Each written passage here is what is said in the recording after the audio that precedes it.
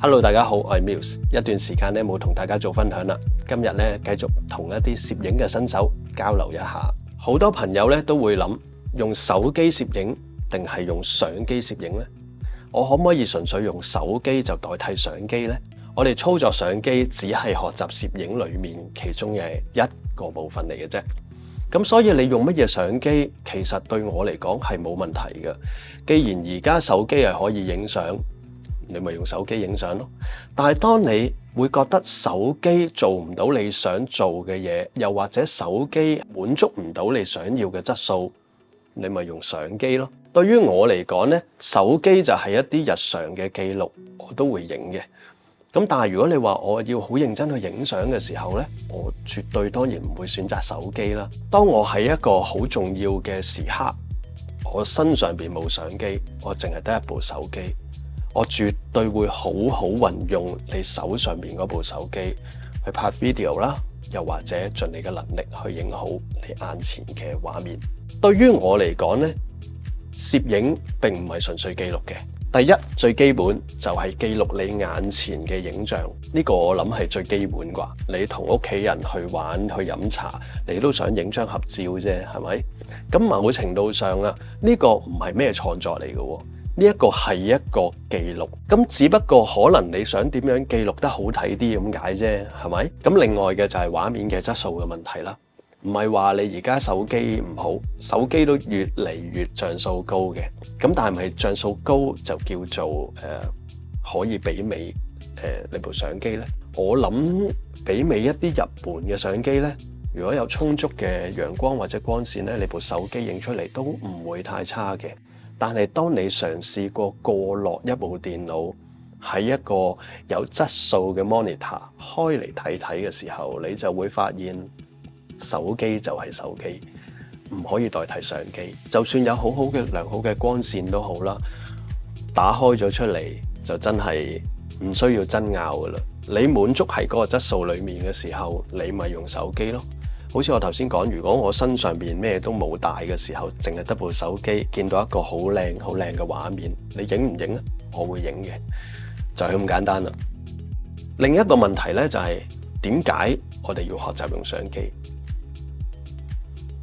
我諗大家可能要用另外一個角度去諗，你唔係要學習去用呢個相機，你係要學習點樣去創造影像。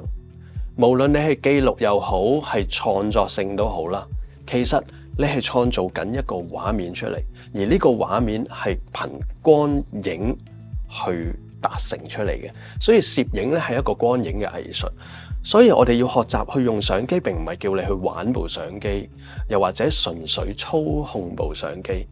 因為你純粹操控部相機，你操控得好叻，唔代表你影相好睇，更加唔代表你會影出一啲好嘅作品出嚟，係冇關係嘅。無論你用幾靚嘅器材，你操作有幾純熟都好啦，係冇關係嘅。因為呢個只不過係 operation， 就好似你俾一個電飯煲我，講俾我聽呢個掣係開嘅，呢個掣係閂嘅。佢可能入邊有啲烤嘅功能啊，又或者係乜嘢功能咧？電飯煲坦白講，我唔識整嘢食，我諗我都好快可以 pick up 到嘅，嗰啲時間掣啊嗰啲。咁我係咪等於我識煮飯呢？係咪等於我識整去運用呢一個電飯煲啊？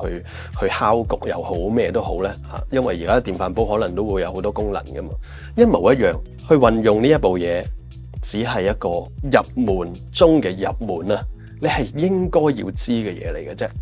知道咗之後，你就要學習點樣去創造影像，而唔係純粹我識用呢部相機啊，你識用呢部相機啊，你幫我影啦。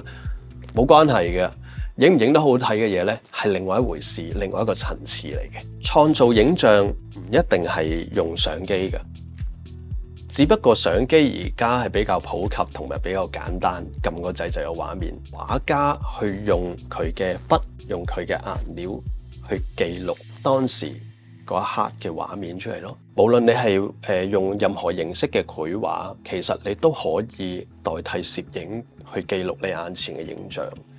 只不過攝影嘅比較簡單，係真真實實將你前面嘅嘢 capture 咗喺呢個畫面裏邊。如果你滿足嘅話，你係冇需要 upgrade 任何器材嘅。坦白講，如果你覺得手機喺一啲高速嘅嘢上邊啦，又或者佢嘅反應上邊啦，又或者係我想再去運用一啲光影嘅一啲創作啊，壓光啦，用閃光燈啦，呢啲嘢你係用手機係比較困難嘅。如果你所影嘅嘢手機完全滿足到你嘅，坦白講你真係冇一個動力或者需要啊去買一部相機。所以咧，相機只不過係創造影像嘅其中一個方法嘅啫。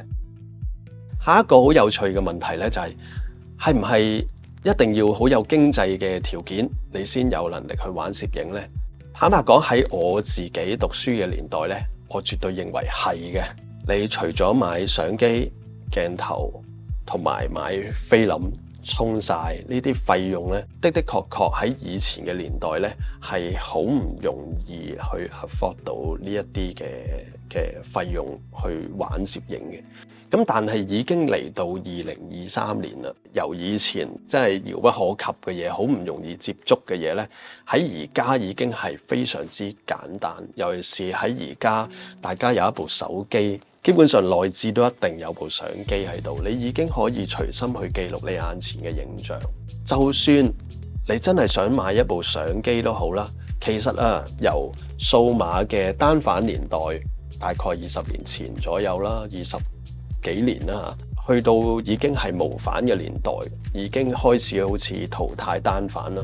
但係坦白講，我絕對唔認為單反係影唔到好嘅照片。好多嘅單反相機其實都唔係話好難控制，係少咗一個 live view 俾大家即刻睇佢結果咁解嘅啫。如果你真係好中意攝影，你又覺得而家嘅無反相機係比較昂貴嘅話呢，我係建議大家可以去買一部舊嘅數碼單反相機。其實我覺得單反相機絕對一樣係可以影到好靚嘅照片，因為其實無反嘅相機其實都係五六年嘅事嚟嘅啫。咁5-6年前啲人點影相呢？咩一樣係用數碼嘅單反影相啫嘛。我覺得係成部相機嘅手感啦、快門聲啦，其實都依然係好吸引嘅。咁當然啦，你已經用慣咗無反嘅時候，你就會覺得單反好大部啦、好重啦。咁但係呢一個絕對唔關你對呢一樣嘢嘅熱情事嘅。無論係以前單反嘅相機同鏡頭咧，其實我認為個價錢絕對係，就算而家嘅中學生，我相信都可以負擔得起。睇下你自己要求嘅啫。如果你下下都係要求一啲新嘅嘢啦，唔好講有最新啦，你可能要求最近3年裏面嘅一啲新嘅產品嘅話，咁當然嗰個費用可能都會係有啲昂貴啦。咁但係我認為，如果你真係中意呢樣嘢嘅話呢，其實數碼嘅單反係絕對唔差嘅。我自己有太大量嘅一啲作品，都只不過係數碼嘅單反拍出嚟，像素冇而家咁高，操控冇而家咁簡單，但係依然係可以影到好好嘅作品，亦都唔覺得佢係一啲即係好似老爺機啊，好慢啊，唔會咯。咁所以我覺得大家唔好設定咗一個關口，就係我一係要買就買呢個，如果唔係就唔買，我就唔玩噶啦攝影咁。唔係咯，如果你有足夠嘅熱情嘅話，單反絕對唔係一個問題嚟嘅。二手嘅鏡頭啦，二手嘅相機啦，二手嘅閃光燈啦等等，其實應唔應該買嘅咧？又或者可唔可以買咧？信唔信得過咧？對於我嚟講咧，絕對係冇問題嘅。因為 Muse 其實係用好多二手器材嘅。其實因為坦白講，我嘅器材唔算係即係相比好多攝影師，我唔算係好多啊。只不過相機鏡頭咧真係唔多嘅，真係得嗰2-3部嘅啫。我自己都係的確，我係會買二手嘅，因為對於我嚟講咧，器材只不過係協助我創作嘅其中一樣嘢嚟，睇下你用唔用嘅啫。你買咗翻去有冇好好去用佢呢？定係一日到黑只不過擺咗喺防潮箱裏邊呢？呢一樣嘢更加緊要。係二手定係全新，我認為唔係最重要。我會買全新嘅。當我喺個市場度好急想用想買，但係喺市場度冇炒價，我都真係會買嘅。咁但係唔急嘅話，咁啱見到由你心儀嘅一啲焦段啦，又或者甚至係相機，不妨買咯。真係嘅。我覺得買到一部壞機嘅機會率咧係極低嘅，坦白講。我喺咁多年裏邊買過翻嚟有問題嘅鏡頭咧，我諗係試過2次啫。二手嘅嘢真係答唔到你太多啦，因為始終咧一買一賣，我又唔可以講俾你聽去邊度買嘅，係咪？咁所以我只可以講俾你聽，我自己都有唔少嘅，無論閃光燈配件，我都會有二手嘅。咁所以咧，我唔認為係一個大嘅問題，啱自己 budget 就可以啦。咩年齡嘅人適合學習攝影呢？會唔會係越年輕呢就會越容易 pick up 到，越容易做得好呢？對我嚟講呢，我接觸過好多唔同嘅年齡層嘅學習攝影嘅學生，無論你係初中生，直到去到60歲左右，其實我認為最大嘅問題並唔係年輕會更加容易 pick up，而年長係好難 pick up。我覺得唔係嘅。對於我嚟講咧，我一直認為啊，學習任何一樣新嘅嘢都好啦，思想成熟嘅成年人咧係比較容易學習嘅，因為你有足夠嘅思想啦，即係你有自己嘅想法啦，同埋你嘅見識啦，你一定係比年輕人更加多嘅。咁所以正常嚟講，你要學一樣嘢，點解會比年輕人困難呢？我自己所觀察到嘅咧，就係年輕人咧冇咁多嘢諗，年輕人係唔會成日諗買呢樣買嗰樣嘅，因為佢哋冇經濟條件，佢哋唔會覺得啊，我買嗰支鏡頭又好啲啊，聽日又買部新機又好啲啊，呢部又勁啲。我諗成年人係比較中意買嘢咯，因為佢覺得買嘢係可以代替你學習影相嘅一個部分，用錢係可以解決學習嘅問題，而年輕人呢，唔會咁樣諗，因為第一佢哋冇呢一個經濟條件啊，聽日買呢支燈我就可以影好啲，聽日買呢支鏡又影靚啲咁樣，唔會。佢哋有一部相機，佢哋就會好好去珍惜去用佢，而我所見到嘅就係咁。咁所以呢，簡單嚟講，佢哋喺冇其他嘢去影響到佢嘅時候呢，佢就會專注學習一樣嘢，因為佢冇得揀。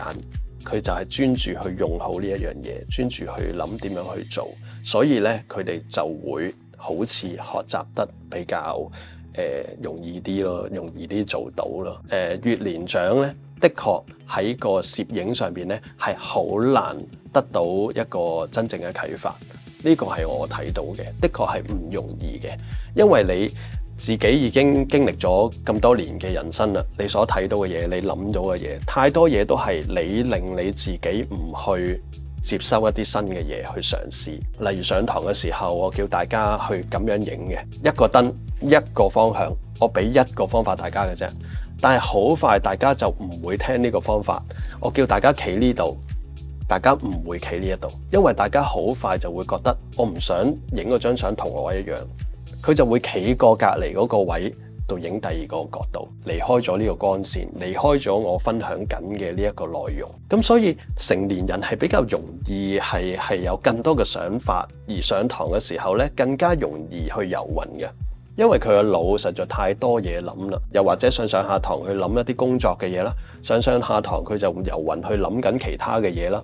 又或者聽下我講緊呢一樣嘢，覺得啊呢個器材幾好喎，即刻上網 check 下幾多錢啦，去邊度買啦。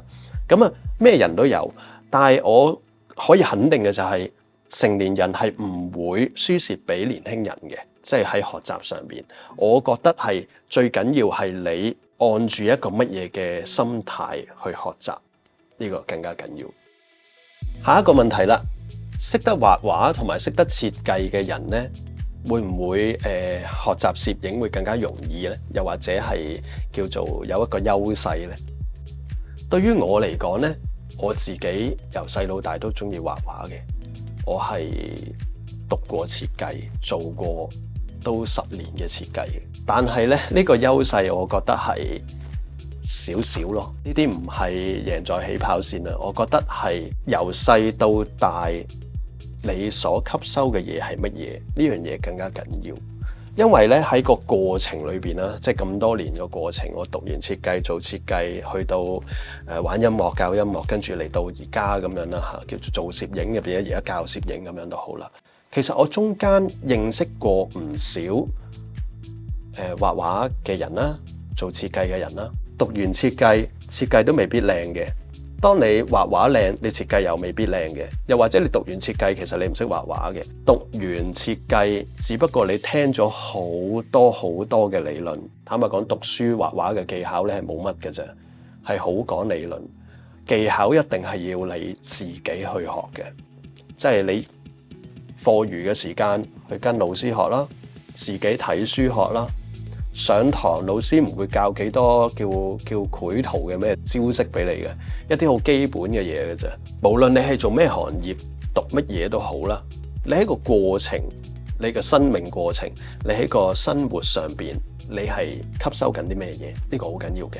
可能你係一個可能比較悶嘅一個會計啊、律師啊之類嘅一啲工作，或者你讀呢啲嘢，但係你喺公餘嘅時間，你係吸收好多藝術層面上面嘅嘢。你可能聽好多 classical 嘅 music 啊，甚至你係會玩一啲音樂啊，甚至你係會中意去睇博物館啊，你中意間唔中自己畫下畫。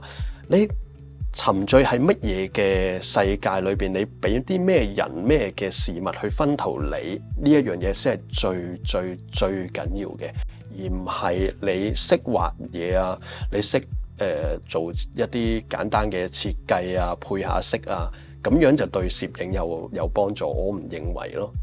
咁所以我一直覺得呢，無論你係早起步遲起步都好啦，係冇分別嘅，爭在你有幾勤力。勤力就唔係學習部相機點樣用啦，呢一個實在太基本啦。OK， 而係你去揾啲乜嘢去薰陶你自己。你平時睇乜嘢？一開始學攝影，其實我係唔反對你睇得多啲作品嘅。你可以周街去睇唔同嘅嘢，有時而家即係手機就可以睇嘅。以前我哋真係要去一啲書局嗰度去睇一啲攝影作品嘅書籍啦，喺一啲廣告度睇啦。其實而家實在係海量咁多去俾你睇，咁我覺得喺你開頭學習嘅時候呢，係不妨睇多啲嘅。因為以我嚟做一個例子呢，就唔啱嘅，因為其實我係唔睇嘅，實在係可以講真係冇睇嘅。我覺得開頭睇多啲係冇所謂嘅，因為你睇多啲就係薰陶緊你自己。但係當睇得過量嘅時候呢，你就會潛意識 copy 咗某一啲嘢。咁所以咧，我覺得喺唔同階段去做唔同嘅嘢啦。咁我覺得喺一個初入門嘅階段睇多啲係無妨嘅。睇得多唔代表你消化得多，因為你判斷唔到嘅話，睇完都係等於冇睇嘅啫。咁但係點都好，睇完去感受，你可以中意，你可以唔中意，冇所謂。我覺得訓練多啲自己嘅感受感覺，呢個係開始嚟嘅。過咗一段時間，感受感覺就唔係再輸入噶啦，係輸出噶啦。輸出嘅時候就係你創作嘅時候啦。下一條問題啦，街拍、風景同埋人像攝影應該開始邊一種呢？一係唔識相機，一攞起手就即刻影人像攝影，我覺得係應該係好少部分嘅人係可以咁樣嘅啫。就算畫畫都好，我諗大部分人都係會有一啲靜物嘅嘢去開始畫起，例如畫眼前嘅一棵花，眼前嘅一啲簡單嘅影像、風景背景，畫一張凳。好少一開始就會畫人咯。你學習呢啲嘢，你訓練呢啲嘢，你應該一個人自己去訓練，自己一個人去做。因為一去到影人嘅話呢，其實某程度上係多個人去陪你玩嘅喎。即係有人就有得玩，冇人就冇得玩嘅咯。咁但係你開始學習嘅時候，一嚟就要揾同人合作嘅嘢，呢件事係難好多嘅。咁所以我覺得一開始你學影相，其實我覺得影一啲風景啦、街拍啦、街景啦，其實我覺得有好多嘢你都可以去嘗試去影嘅。當你慢慢感受得到個焦段啊，感受得到創造光影嘅一啲樂趣嘅時候，慢慢再加入一啲人物喺裏邊咯。我認為好多嘅，就算以前嘅畫家都係咁樣。咁所以我覺得人像攝影係下一步。無論你中意影風景、街拍，都可以人像攝影嘅下一步，冇問題嘅。我覺得，因為始終人像攝影牽涉嘅嘢會更加多咯，即係牽涉第二個人、第三個人、第四個人係牽涉嘅嘢更加多，而你自己去學習、自己去創作，去影一啲靜物啊、風景啊，其實我覺得你就可以自己一個人去做。咁所以我覺得係多數都會去影其他嘅嘢先，唔會一開始就人像攝影。下一條問題啦，閃光燈係咪好難學呢？對於我嚟講咧，其實係唔係因為我而家認識多咗喎，我係思考緊當我唔識嗰陣時，我個腦係諗緊乜嘢。我當時係從來冇驚過用閃光燈嘅喎，反而我係即係就算我當時我係零認識啦，我都係零認識，我係唔識，亦都冇任何人教過我。我係就咁買咗支閃光燈，就喺屋企亂咁影，就係冇人俾我影啦。咁我影乜嘢咧？第一張用閃光燈就係影我支吉他，即係我喺呢間房咩都冇，動咗支吉他喺度，有咩好做？咪攞支燈試下喺機頂先，跟住買一條線。以前咧離機咧係要拉住條線嘅，又好似電話線啊，可能大家唔知電話線係咩樣咁樣圓碌碌咁樣，即係翹一個圈咁樣啦嚇。即係總之離機啦嚇，離機影第一張飛燈相，哇！令我真係眼前一亮，真係一個好大嘅一個啟發。因為咁深刻，所以咧隔咗咁多年咧，我都仲記得當刻我嘅感覺。哇！我當時就係哇，點解會咁嘅？因為我對眼睇到我支吉他唔係咁嘅樣噶嘛。我間房着咗，我印象中我仲記得係着咗白色嘅光管嘅。哇！閃光燈閃咗出嚟，點解啲光會咁嘅？好似喺個舞台咁照落去咁樣，好啲光影啊，會令到我覺得哇！支吉他點解靚咗咁多㗎？即係呢一個係一個啟發，所以我仲深刻記到而家。咁我當刻會唔會話好驚閃光燈呢？對於我係唔識嘅話，其實係更加冇需要去驚用任何嘢。驚就驚你冇錢買嘅啫。坦白講，閃光燈呢唔係貴嘅嘢嚟嘅，即係大家而家可能會太多一啲名牌都令到大家好多人即係廣泛認識啦。坦白講，喺我以前嘅年代咧，一啲好即係好名牌嘅嘢咧，其實唔會喺我嘅層面出現嘅。喺我嘅角度就係是但一支啦，幾百蚊咪買支嚟試下咯，夠噶啦，你唔需要買啲好貴嘅嘢噶。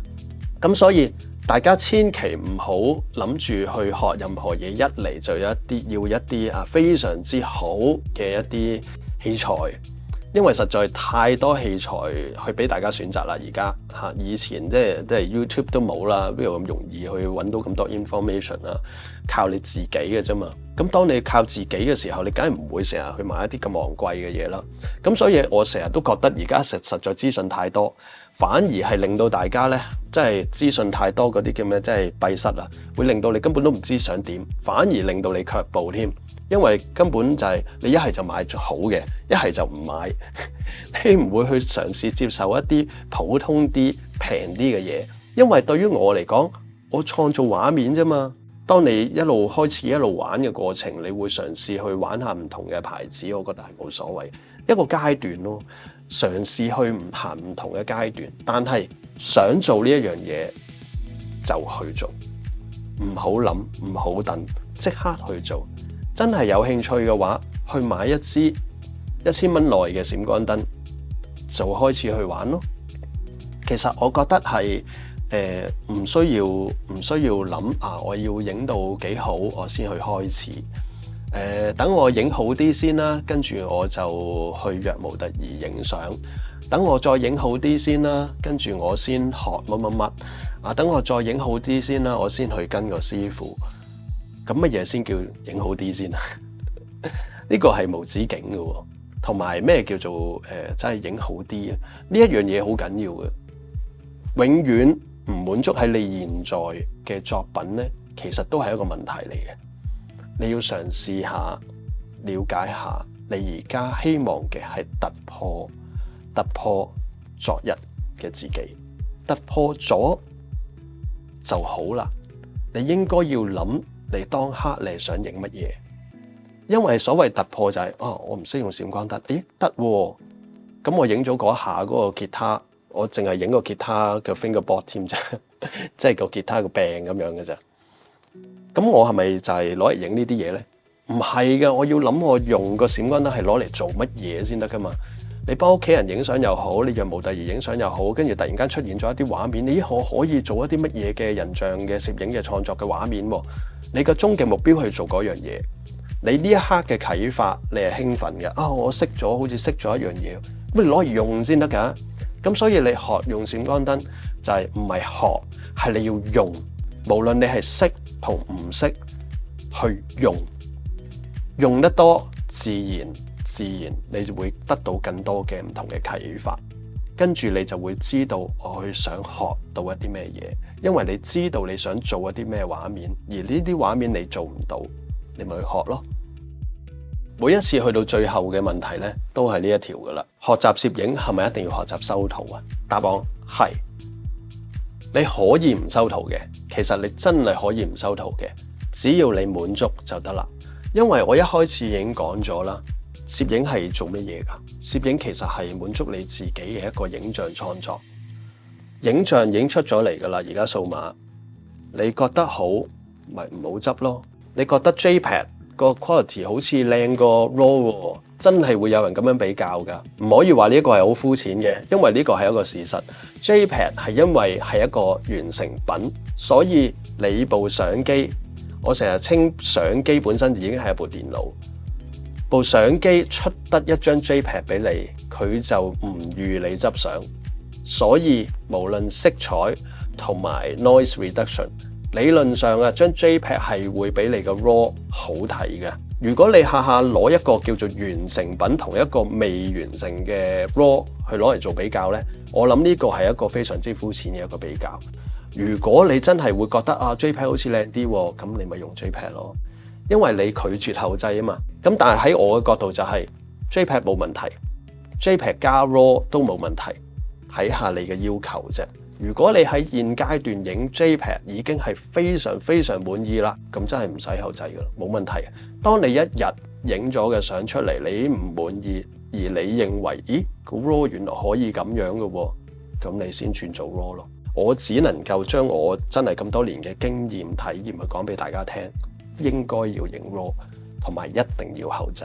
好啦，咁今日咧就分享住咁多先，希望頭先所提到咁多嘅唔同嘅內容咧，都會對大家有多少嘅啟發。我哋下次再分享啦。